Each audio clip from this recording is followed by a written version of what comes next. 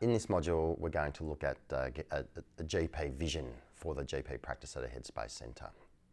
So first of all, I think it's really important to highlight that because we have some centres which are 10 years old and we have centres which are just opening, the current look of what a general practice looks like in Headspace Centres is quite diverse.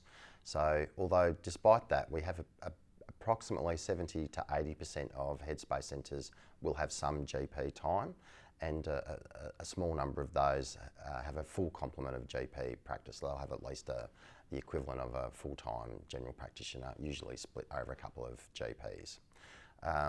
But most centres, though, have one or two GPs working part-time, so it might be a total of 2 or 3 sessions a week. That's the more typical kind of arrangement. So because of the importance of GPs in the Headspace model, it's, I think this is one of the issues that managers face, and also for GPs as well, understanding how to best coordinate their work in the centre. I think it's really helpful to think of, what might the vision look like, what can the centre look like, because GPs are the hardest to recruit. So they'll usually be the least likely to be developed in the centre. So I think the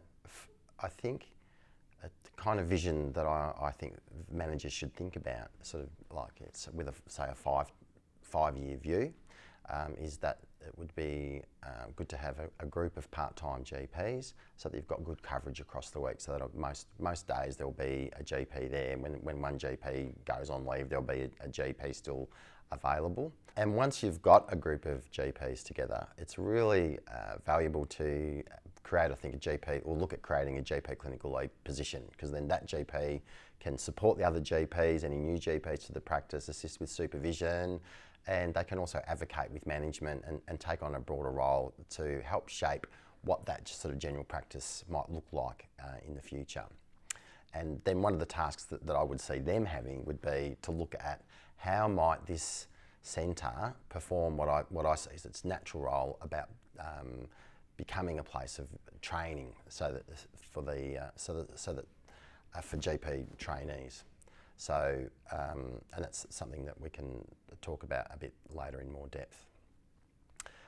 So that way, if you've got that complement, then you've got all of the GPs have a potential to meet, and then there's a teaching and learning environment, providing they're given access to supervision. So, and we'll talk about that a bit later in terms of supports.